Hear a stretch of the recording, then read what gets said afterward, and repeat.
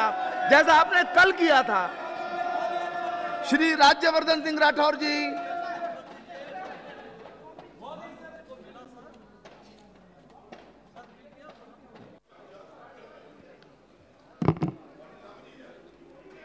सभापति महोदय, मैं इस बिल के समर्थन में खड़ा हो रहा हूं। ये वैसे बहुत ही सरल बिल है और इसकी ज़रूरत है। मैं सरलता में अगर आपको बताऊं तो इस सदन को चलाने की जिम्मेदारी आपकी है, लेकिन अनुशासन की अगर ताकत आप में ना हो और इन पार्टी के मुख्यालय में हो तो आप समझ सकते हैं कि कितनी मुश्किल होगी। उसी तरह से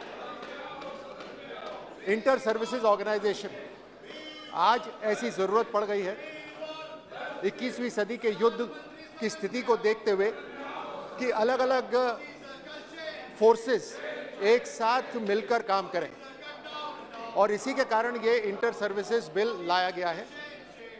अभी परिस्थिति ये है, जैसे अंडमान निकोबार कमांड है, उसको बनाया गया जॉइंट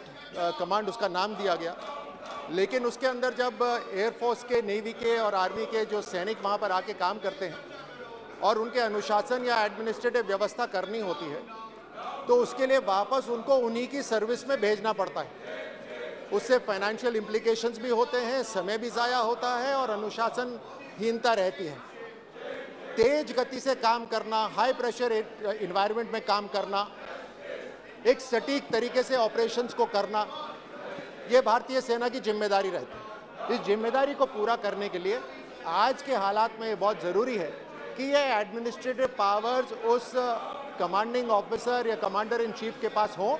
जिससे वो तीनों सर्विसेज या फिर कोई और फोर्स के जो अधिकारी हैं उनको अनुशासन के अंदर और एडमिनिस्ट्रेटिव व्यवस्था उनकी कर सके। मैं इस बात की बधाई देता हूं एक भारतीय सैनिक, एक नागरिक होने के नाते, कि मोदी सरकार ने हमेशा भारतीय सेना की ज़रूरतों को अहमियत दी है, भारत की सुरक्षा को अहमियत दी है, चाहे वो बॉर्डर इंफ्रास्ट्रक्चर जो तेज गति से बढ़ रहा है, तैयार हो रहा है, वो हो, चाहे सदियों से, दशकों से जो 1 रैंक 1 पेंशन की डिमांड चल रही थी, उसको जो अभी नारे लगा रहे हैं, उन्होंने केवल 500 करोड़ रख दिए थे, आज 65,000 करोड़ उसके लिए खर्च हुआ है। तो एक संवेदनशीलता है भारत की सुरक्षा को लेकर और भारतीय सेना की तरफ। आज स्पेस एजेंसीज हैं, नेशनल डिफेंस एकेडमी है, नेशनल डिफेंस कॉलेज है, अंडमान निकोबार कमांड है, वैसे ही और भी कमांड्स आ सकती हैं जिसके अंदर इंटर सर्विसेज जॉइंटमैनशिप की जरूरत होगी। इस बिल के अंदर जो 3 एक्ट हैं, आर्मी एक्ट, नेवी एक्ट और एयरफोर्स एक्ट, उसके अंदर कोई बदलाव नहीं करा गया, लेकिन उनको ध्यान में रखते हुए कि तीनों के अंदर जिस तरह से उनके ऊपर अनुशासन की कार्रवाई हो सकती है, वो अब एक कमांडिंग ऑफिसर या कमांडर इन चीफ उस पर एक्शन ले सकता है। आप ये समझिए कि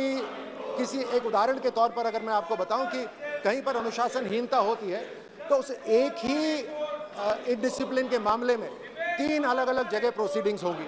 3 अलग अलग एक्ट्स के ऊपर प्रोसीडिंग्स होंगी, और जब 3 अलग अलग जगह प्रोसीडिंग्स होंगी, हो सकता है उसका परिणाम भी कोई 3 अलग अलग तरह से निकले। ये कितना गलत हो सकता है। इसी कारण से ये बिल लाया गया है, और इस बिल के अंदर एक खास बात ये रखी गई है कि अगर युद्ध की स्थिति हो, कि ऐसी कोई इमरजेंसी हो, तो उसके अंदर किसी भी फोर्स को, चाहे वो आईटीबीपी हो, बॉर्डर सिक्योरिटी फोर्स हो, उसको भी इस इंटर सर्विसेज ऑर्गेनाइजेशन बिल के अंदर शामिल करा जा सकता है, ताकि कमांडर इन चीफ जो भी होगा वो एक्शन ले सकता है। मैं इस सदन के माध्यम से मैं मिनिस्ट्री ऑफ डिफेंस को बधाई देता हूँ, जो हमारी तीनों सशक्त सेनाएं, उनको बहुत बहुत बधाई देता हूँ कि सही समय पर सही बिल ये एक्ट में तब्दील हो, इसके लिए उनको शुभकामनाएं।